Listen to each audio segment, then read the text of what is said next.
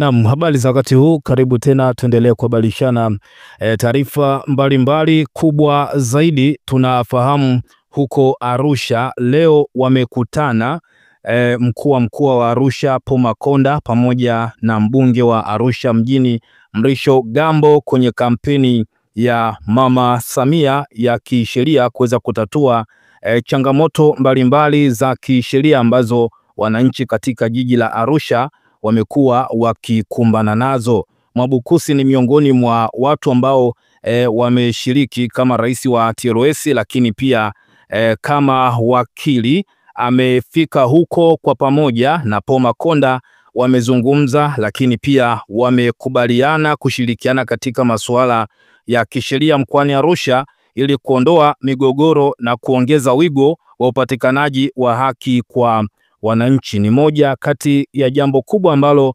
limefanyika Arusha katika kampeni ya msaada wa kisheria ya Mama Samia.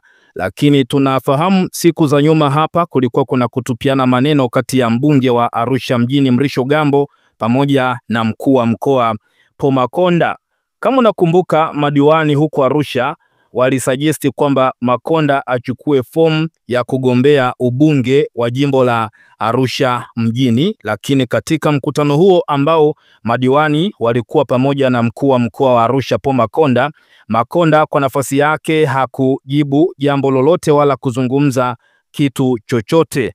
Lakini baada ya hapo Mrisho Gambo ambaye kwa sasa ni mbunge wa Arusha mjini kwa nafasi yake aliwajibu madiwani, lakini pia akamjibu Paul Makonda, ndipo jambo likaenda mbali zaidi. Paul Makonda kwa kujibu mapigo akawa ameamuru TAKUKURU kuweza kumchunguza mbunge wa Arusha mjini Mrisho Gambo kwa upotevu wa fedha za Kitanzania zaidi ya shilingi milioni 400 ambazo zilikusanywa kwa ajili ya bodaboda huko Arusha, ambazo hadi hivi sasa hazijulikani wapi zilipo.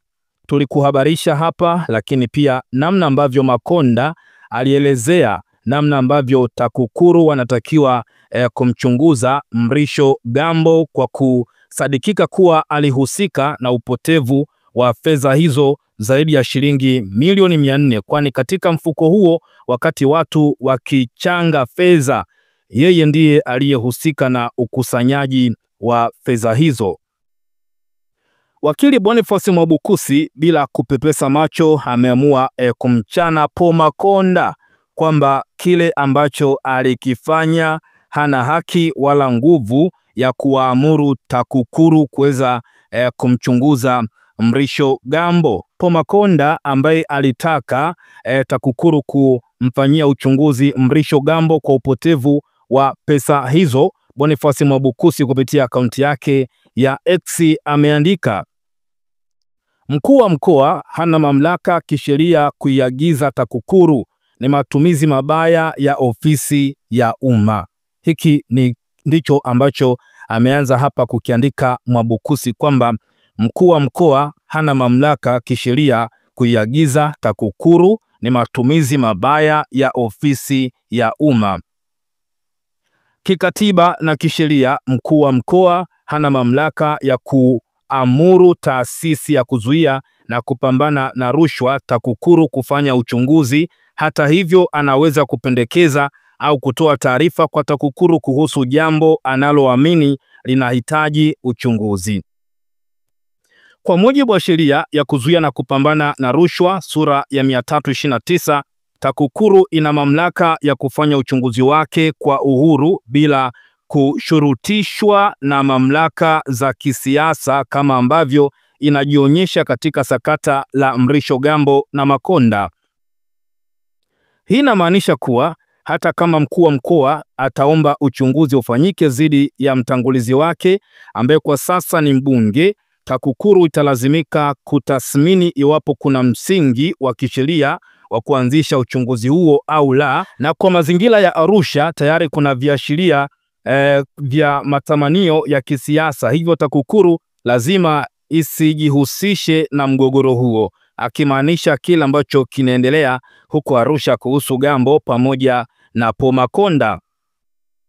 Mamlaka ya TAKUKURU inaweza kuanzisha uchunguzi kwa mujibu wa taarifa za ndani, malalamiko ya wananchi au kupitia vyanzo mbalimbali ikiwemo viongozi wa umma kama mkuu wa mkoa.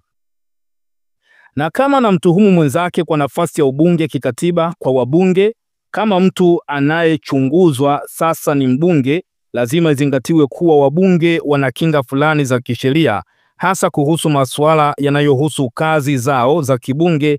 Hivyo ni lazima ofisi ya spika ishirikishwe kikamilifu. Je, hili limefanyika? Huwezi kukamata hovyo wabunge, ni hatari mno, kwani wabunge ni wawakilishi wa wananchi na lazima wawe na ulinzi katika utekelezaji wa majukumu yao.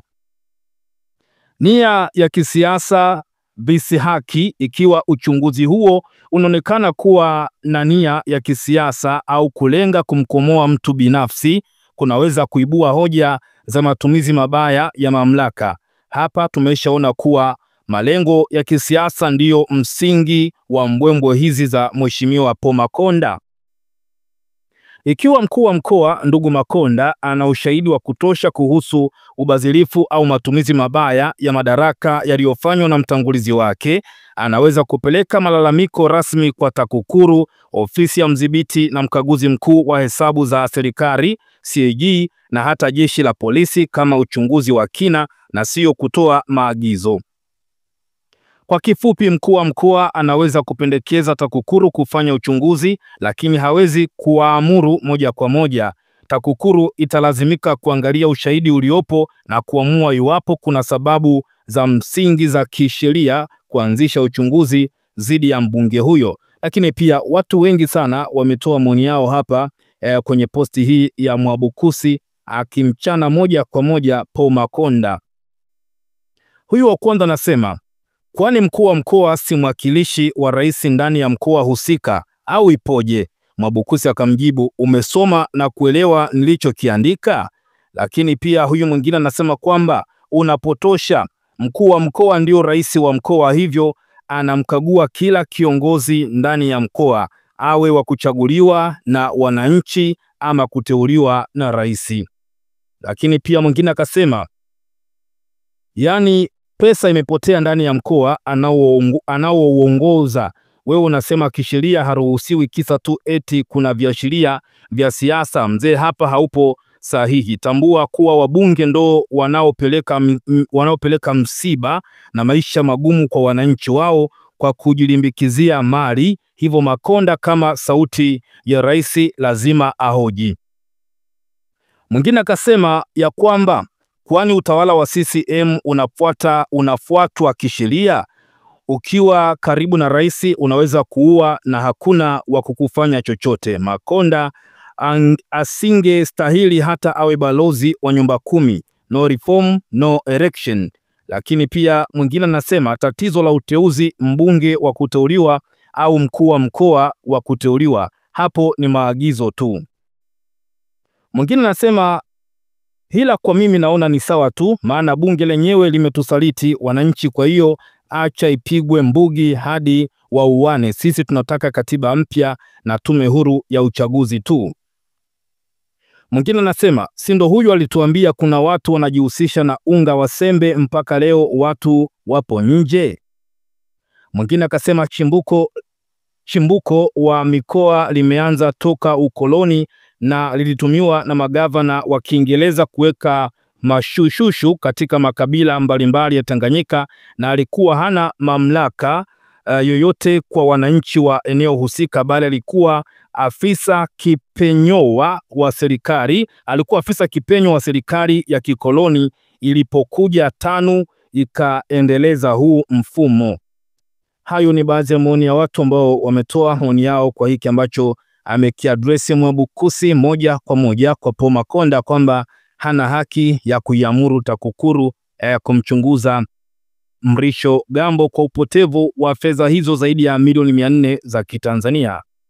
Una nafasi pia ya kushare na sisi maoni yako kwa hili, lakini pia kwa habari mbalimbali hakikisha ya kwamba unakaa karibu nasi ili usipitwe na kila kitu ambacho kinaendelea hapa Tanzania pamoja na habari nyingine za ulimwenguni.